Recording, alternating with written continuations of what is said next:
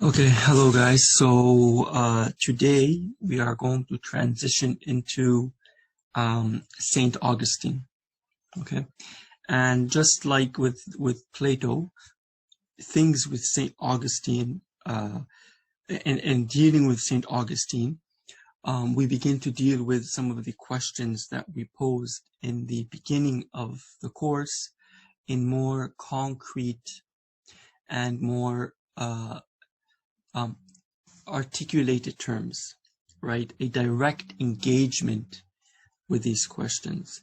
And one of the reasons why this is the case is because naturally, right, any particular narrative or any sort of discourse and philosophy, instead of philosophy, over time, right, because a particular civilization or a set of nations are engaging with it actively and negotiating it, it becomes more of a sort of system, so to speak, right?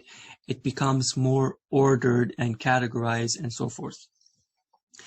And as we will see, by the time Saint Augustine comes onto the scene, Platonic philosophy will have been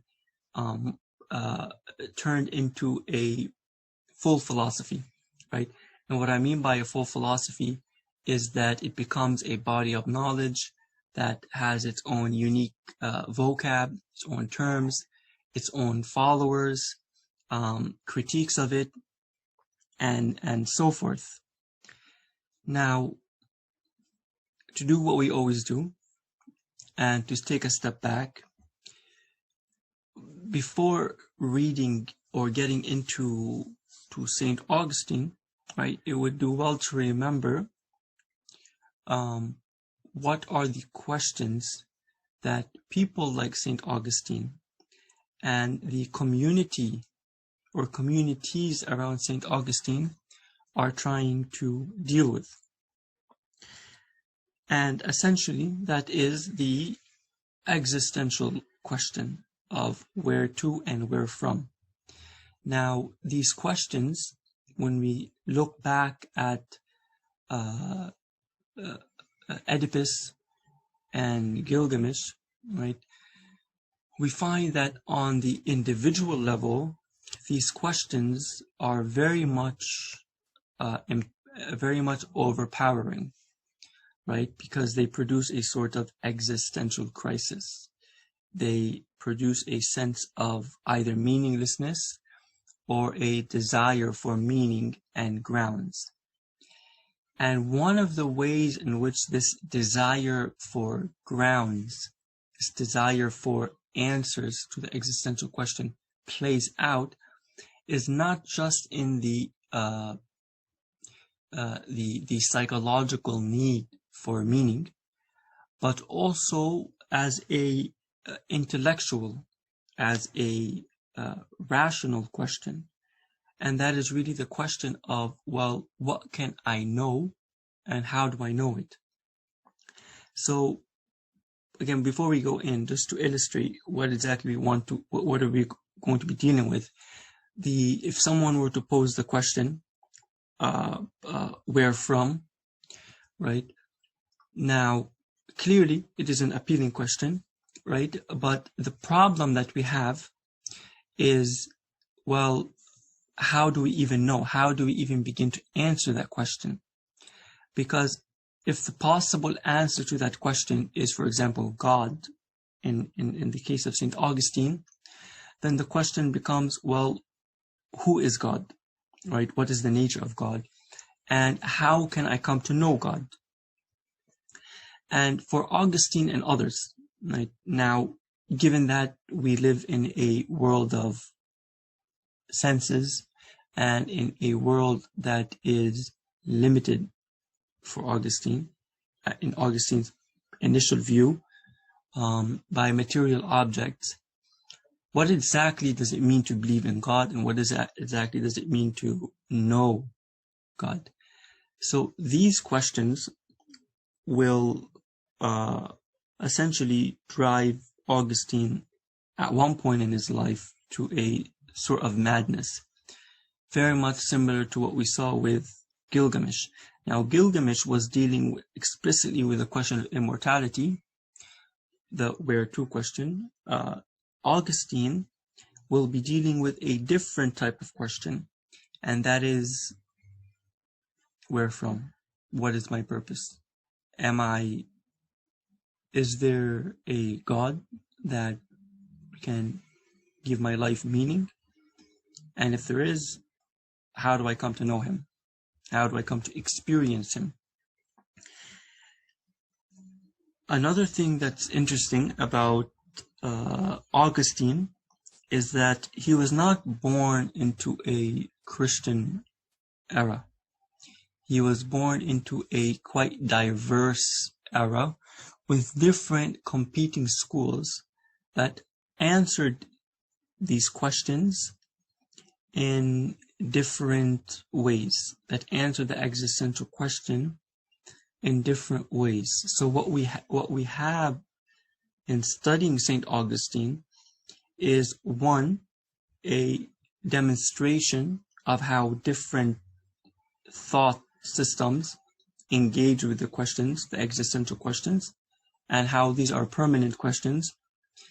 And then we can also begin to trace the thinking that led Saint Augustine to become Saint Augustine, to become one of the most preeminent and founding fathers of what we now know as Christian theology or Christian thought in general. So, to begin with, what is the type of world that Saint Augustine was living in? And this is important because we want to try to understand this as a personal journey, right? We don't want this to be a purely philosophical investigation. So we want to kind of put ourselves in the shoes of Saint Augustine. So at the time of Augustine, we were in the late Roman Empire, right? And the late Roman Empire was really at that time in a sort of decline. And many people, regardless of their philosophical background, had begun to recognize that there was a state of decline. And so the existential questions became more prominent. And by decline, I mean not just militarily or in terms of political despotism, but also in terms of decadence, the overabundance of material goods, in the sense that, of luxurious lives and a kind of sense of like materialism and so forth. And so naturally, the question of where from and where to, right, was put onto the table again. And this is not difficult to understand, right? During any time of crisis, these questions become more prominent, right? So, for example, in Lebanon, right, in the face of a crisis, people begin to ask questions that had previously not really been prominent, such as, where do we go from here? What is the purpose of the state? What is justice? And so forth. And similarly, individuals, also in the face of a culture that is becoming meaningless, begin to ask about their own purpose. Like today, for example, right, in the age of consumption and Netflix and all of these consuming appetites, right? The question of purpose is becomes relevant, and people seek out maybe self-help or New Age religions and so forth. Now, in addition to the decline, there was the Christianization of the Roman Empire. So there was this very interesting experiment going on, which is trying to bring Christianity into the political fold, right? Trying to bring Christianity into question with what is politics, power, authority, and so forth. And it was a very pluralistic society in the sense that you had different groups, okay? You had different religious groups. So you had the Stoics, and the Stoics are basically a group of people who believe that the living an authentic life, living a life of contentment, essentially requires that you are one with nature, that you live in harmony with the natural order, right? So it was very much focused on the immanent world and the relationship between man, who has free will and can be arbitrary, and the harmony of the natural world in which they saw beauty and order. The second, you had several,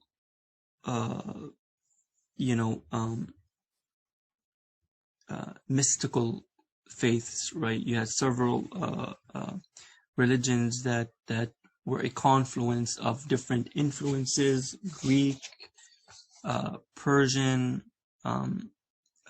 Eastern, right? You had the Confucian and Taoist and so on. So there was kind of like some faiths emerged, some communities emerged within the Roman Empire that were essentially a mix, a blend of these questions. And these groups were more mystical and private, so to speak, than Stoicism, who had its public intellectuals and so forth. And then you had Christianity. Christianity at this time, again, was in a very much germane, infantile form. And by that, I don't mean time-wise, but I mean in terms of the philosophy and the substance of Christian thought, right? You had some broad contours, but you had not yet this systemic engagement with the intricacies of certain philosophical questions, like we saw, for example, with Plato and how he dealt with philosophical questions. And then you had a very interesting religion at that time, and that was Manichaeism. Now, Manichaeism comes from the word Mani, who was a Persian prophet, and Manichaeism was based on an interesting synthesis between, Christian ideas, Oriental ideas, and Persian ideas. And the idea behind it was quite appealing, because it did not deal with what we might deem to be abstractions. Like, for example, when I say, if you were to say to someone, the Holy Spirit, right, that might, without philosophical reasoning or substance, that might sound abstract, right? Or if I speak about some kind of underlying harmonious spirit in the laws of nature, as the Stoics, that also might sound abstract. Now, the Manichaeans believed that that within the material world, okay, within the world of atoms, and again, atoms and material world is something that we can sense, feel, touch, something that is tangible, that within this world you had the forces of good and the forces of evil, or light and darkness, and that they were constantly competing with one another. And so the struggle for perfection, or to reach a higher spiritual state, was essentially to overcome, right, that negative material energy, which was born out of certain physical activities like gluttony, right, one's sexual appetite, the possession of too many goods, right? Luxury, and so forth. So this was appealing for multiple reasons. One, because it was perceived to be a concrete philosophy that deals with the tangible world. And two, it was systematic, right?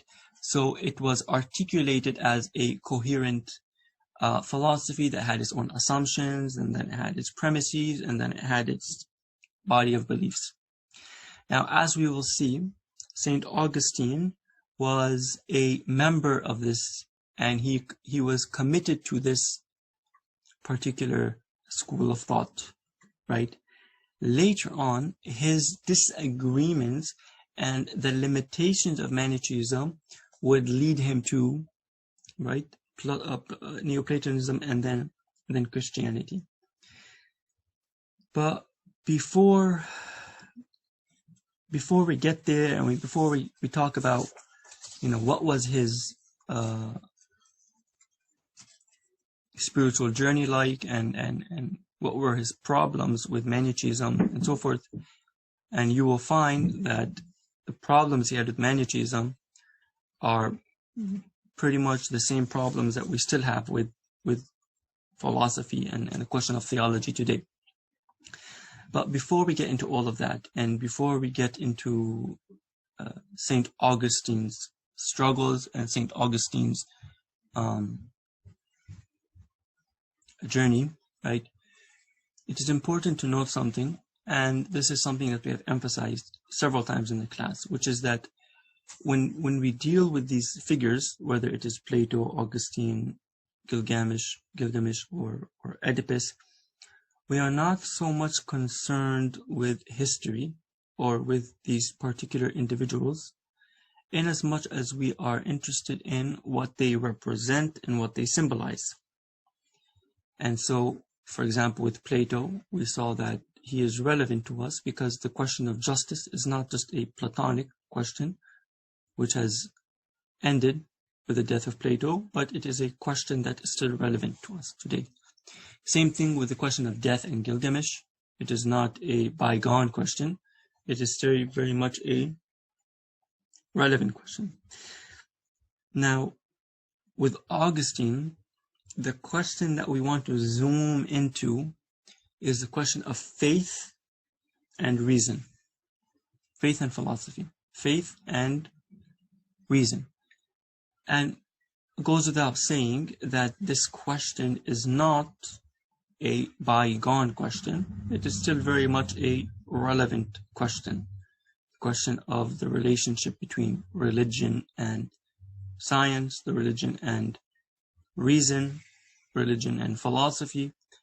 These are still very much relevant questions, especially because they pertain to the human question of where from and where to. So then, how do we read the Confessions? We do not read the Confessions as a historical document, but we read it as a sort of autobiography, not of historical events in the life of Saint Augustine, but a biography of the soul, right? An autobiography of the soul.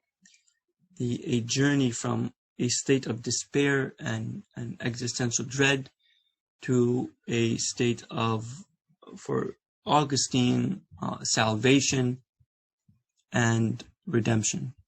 And this was the intent of Saint Augustine, and this is precisely why he refers to the book as Confessions.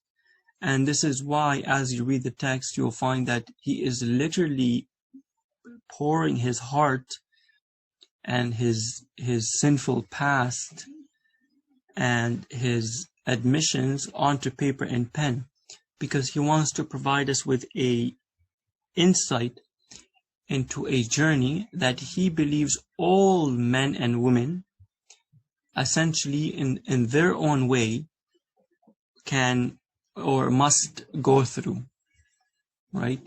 that all of us, essentially, we have these same spiritual anxieties and this existential situation. So Saint Augustine is saying, this is the journey which I took, right?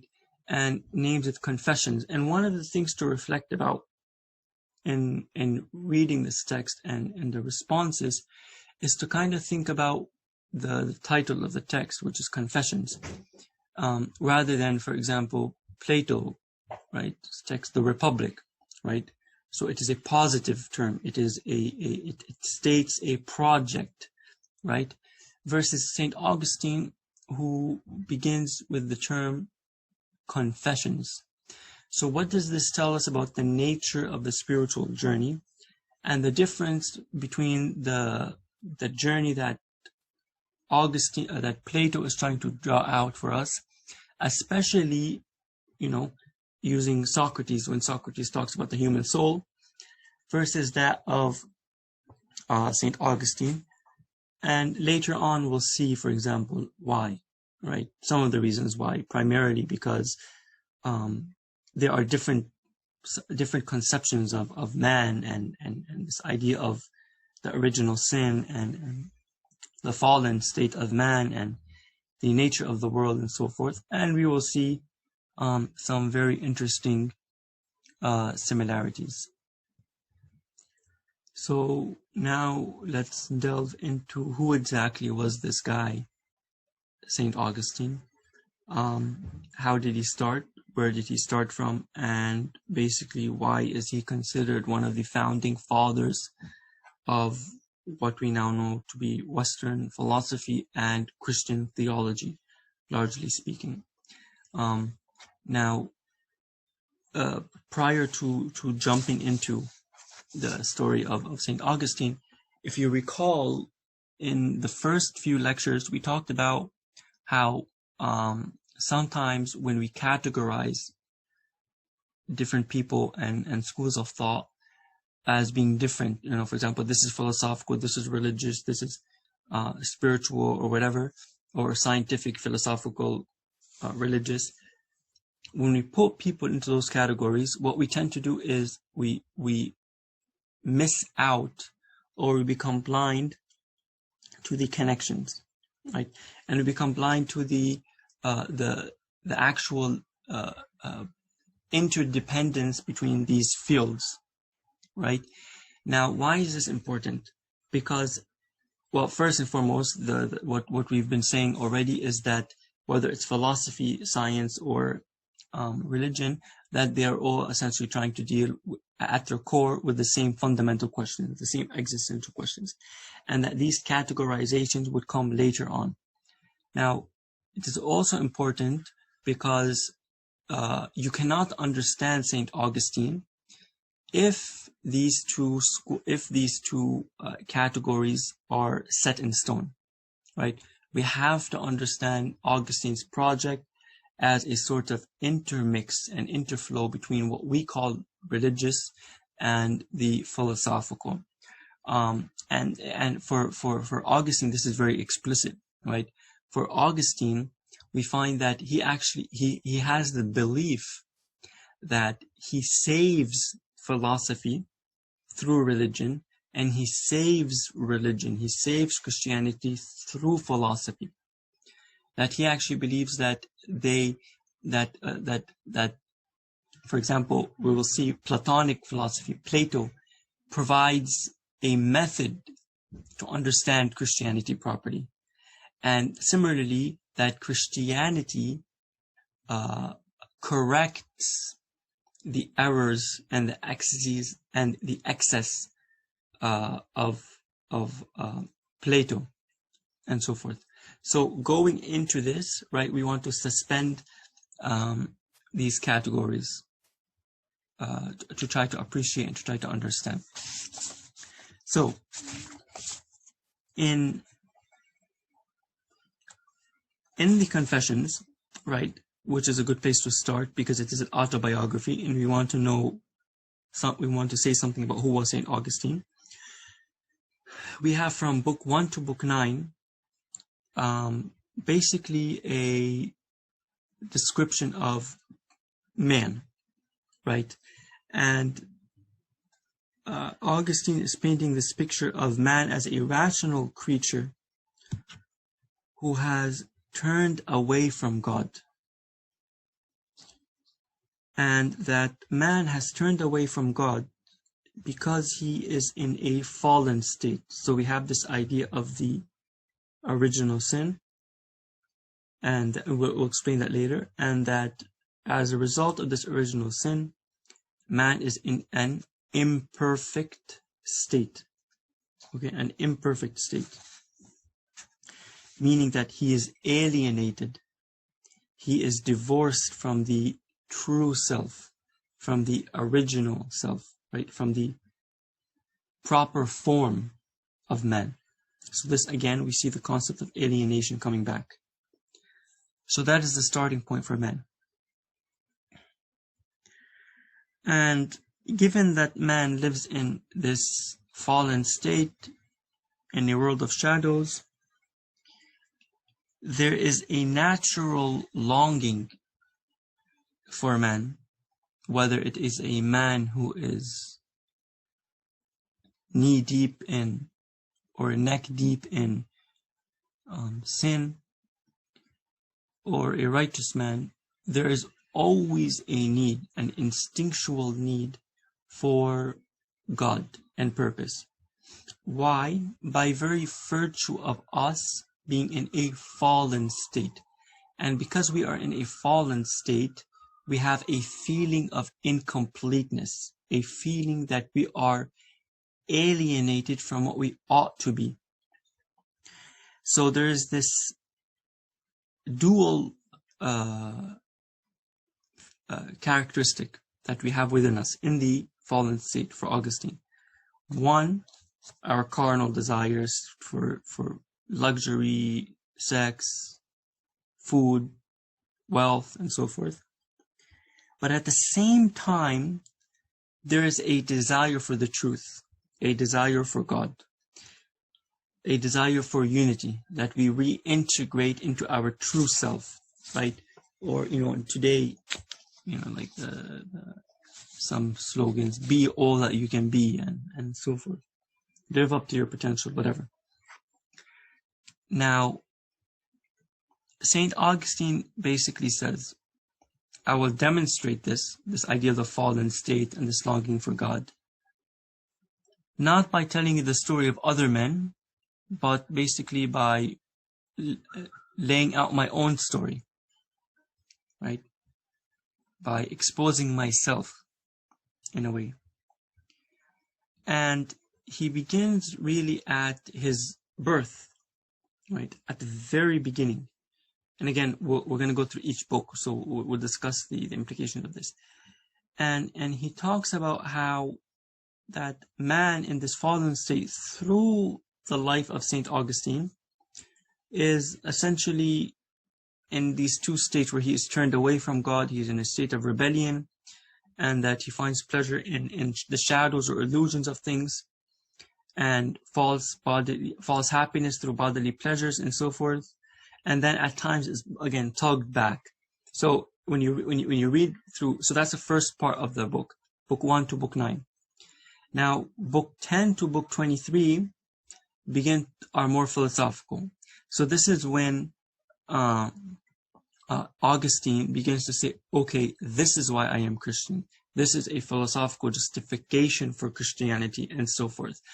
So this is actually very interesting that you have a philosophical text that is also an autobiography.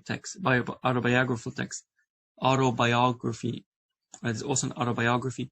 And again, this is interesting. This is just to show you the interplay between philosophy and spirituality and religion at that time and so forth. So, having said that, having laid out what exactly it is that we are going to be exploring in the coming days, inshallah, starting tomorrow, why even read the Confessions? By now, I hope that you know why we should read the Confessions, and it should have been obvious in explaining why he wrote the Confessions and so forth. But there are also several other reasons, primarily in relation to understanding history, the history of philosophy, and really the evolution and the genealogy of human thought. Right? So first, why read Confessions? Because it had a huge intellectual and political impact on the Roman Empire. And it also gives us insight into where the world was at that point in time when the Confessions was being written. It also gives us insight into the key ideas that would come to shape Christian theology in its variant, in its Catholic variant at that time. And these include essentially two particular doctrines or two particular ideas that would become the core of Christian thought, which is the problem of evil, the relationship between the body and the soul, and the concept of sin. Right? Again, these for us today are very relevant questions. And most importantly, to reiterate what I have been saying since the beginning of this course, is that it revives the existential question that all societies and communities have sought to engage with, and it actually it highlights and it brings to our attention a particular aspect of the existential crisis, which is the relationship between faith and reason, faith and knowledge, right? So, inshallah, tomorrow we will begin with the first reading, and we will move through the text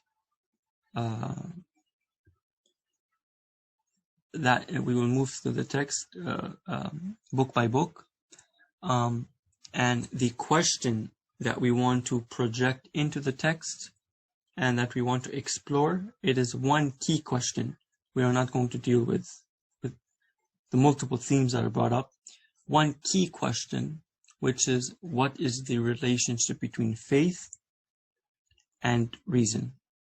What is the role of faith in dealing with the existential question, where from? See you guys tomorrow, inshallah.